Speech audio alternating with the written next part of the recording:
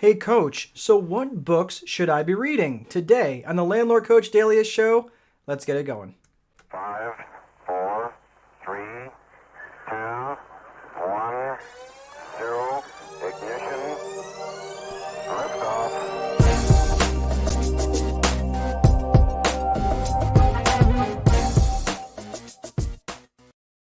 Hey everybody, welcome to the beginning of the Landlord Coach Daily Show. My name is Mark Dolfini, Landlord Coach and host of the Landlord Coach Daily Show. Sorry, I get people that message me goofy things and things that are definitely not meant for public consumption. So anyway, it is good to see you. So today we're going to be talking about, hey Coach, this is a question I actually got. Hey Coach, what books should I be reading? Well, that's a really good question. And you might be thinking when you've got a moniker like Landlord Coach that I'm going to be talking about all sorts of stuff real estate. Well, not necessarily. And there are a lot of really good real estate books out there. There's also some that are nothing but sales books. And I'm just going to get this out of the way. Shameless plug.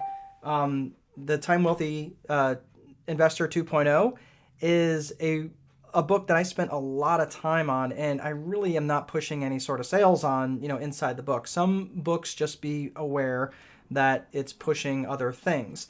This book is meant to be front to back, beginning to end, everything that you're going to need in a real estate business. But it also follows the VIP method, so you can use that in really any business that you want. But that's about all the plugging I'm going to do on that book. But I'm not going to be spending time talking about, the real estate tactical stuff. I'm actually going to be talking a little bit higher level stuff. I'm going to be talking about approaching this a little bit differently. Now, I want to talk about the first book that I read after I got out of college. And when I got done with college, I want to tell you, I was done with reading, learning. I was like, thank God I never have to read another book again. I'm going to hit you with a really sad statistic. 52% of Americans never touch another book after they're done with their highest level of education. So if their highest level of education is 8th grade, 12th grade, bachelor's degree, PhD, 52% of them never touch another book again, which is kind of sad. But I get it. For a while, I was just kind of done, but I realized that my education, after I got my bachelor's degree in accounting at Purdue, that's really where my education started. I was just really learning how to learn, and that's what I learned through college. So the first book, I'm gonna see if I can find it here real quick. You'd think I would have this ready, but it was this is actually one of my first books here as I'm looking at this. But this was not the first book, but The Effective Executive by Peter Drucker. A fantastic book. And as you can see, what I do when I read a book is I take all sorts of notes inside the front and back covers. So I really got a lot out of this book. This was one of probably the most fantastic books that I've read.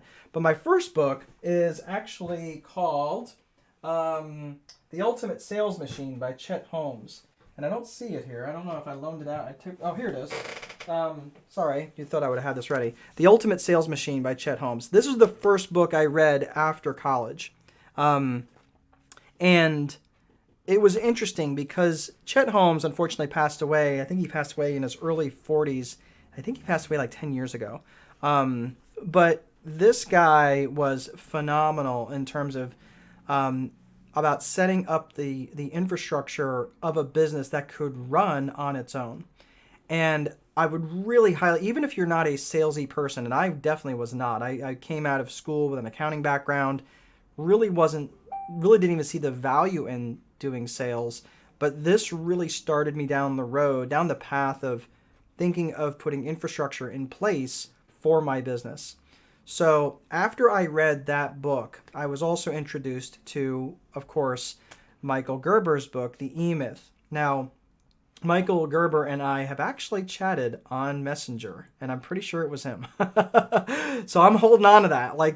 I don't get starstruck, but he actually messaged back about something that I knew that he would know, but it was really, really weird because I do have a good friend named Ivan Meisner who's written like a zillion books, and he is known as the father of networking. Really, really amazing dude, and he actually endorsed my first book So I got to kind of get to know a little bit about Michael Gerber. Well, Michael knows Ivan and his late wife Beth. So it was just kind of cool that he messaged back like he knew them, and I was like, oh wait, I that's pretty cool. So I don't know, maybe it was him, maybe it was somebody pretending to be him, but it was actually pretty neat. But he was on promoting his course, and Michael Gerber is just he was sold a zillion books of the E Myth, and he that book, the E Myth, was a fantastic book. So notice that I'm not telling you about real estate books, but I'm telling you books about business overall, and how to set up infrastructure. And if you know anything about the E-Myth, that's again about setting up systems and processes. So when you are setting up your own business, that you're heading down that same path, that you're not going to be constrained by capacity because you're focusing too much on the tactic. So that's really what I would invite you to look at. Now, I mean, other books by Jim Collins.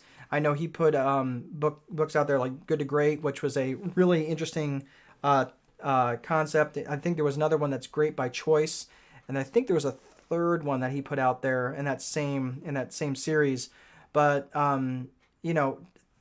talked about the hedgehog principle and different things there. Another book was The Millionaire Next Door. That was one that I actually read several years after I had read The Ultimate Sales Machine. That was a really interesting book, just understanding the mind of millionaires. Again, it already talked about Peter Drucker. Tony Robbins. Now, I will tell you, if this could get to Tony Robbins, Tony, do you write books that are less than 800 pages? Because, good God, I mean, I've got several of his books, and I've kind of flipped through them, but I've never actually read through all of his stuff yet. Dave Ramsey, kind of the same thing. I know he's got some really great stuff out there, too. I love Brian Tracy's stuff. A lot of his stuff, he's got one that's No Excuses. I love that book. Now, I was talking to a coaching client about that book today, and I do have it still on my desk, so I'm going to show you what I've done to this poor book. So I've not only tabbed it, right? You can see all the tabs in there with this book. This is a fantastic book. But I also glued into the binding, I glued 2 little ribbons so I can keep track of where I'm at in these books. I don't loan my books. I generally don't, because I pretty much destroy them all. But that is a fantastic book.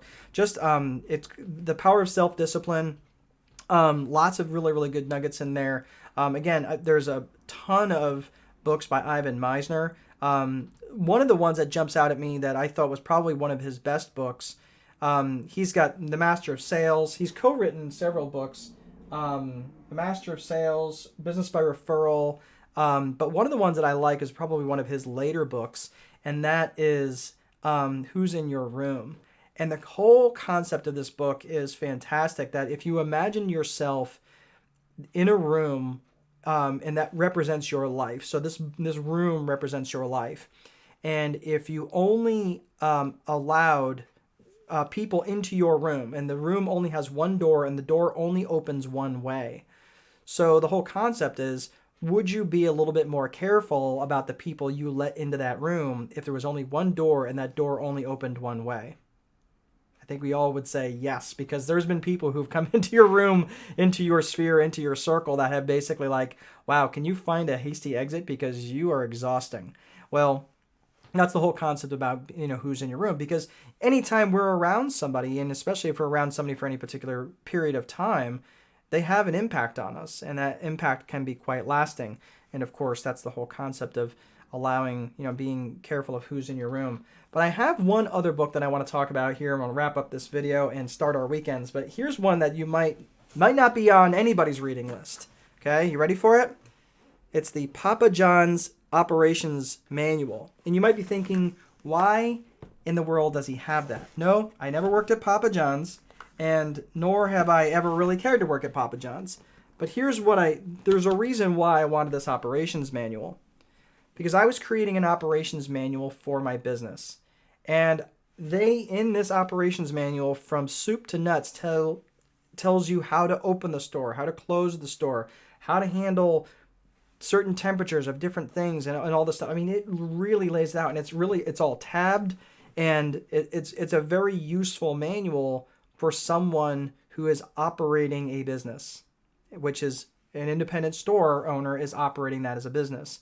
So if I were to hire a manager to run my business for me, and I wanted to turn over this operations manual on everything in terms of how to handle rent that's coming in late, how to handle someone who is being being malicious and being abusive to you, right, as a customer, someone that maybe needs to work out a payment arrangement, someone, right? So this operations manual here, even though it's a Papa John's operations manual, it gave me the blueprint on how to create my own operations manual in my business.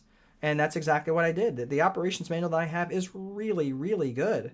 So that's why I ordered. I actually ordered that through. I think I got that through eBay. someone was actually like, "Well, I'll put it up on eBay, and some idiot will buy it." Some idiot did. So, but that's the reason why I did it. So if you can get your hands on the operations manual for a well-running company, and just to see and use that as a blueprint for your own business, then why not? And that's just exactly what I did. So anyway, that's all I have for today. I hope you guys have some really cool weekend plans. If you do, I'd love to hear about them. Go ahead and post them in the comments. But if not, that's all I have for today. Please, as always, be sure to place a value on your free time, because if you don't, someone else will. But most important, there is no amount of money that will make time irrelevant. Have an awesome weekend, and I will see you guys next time.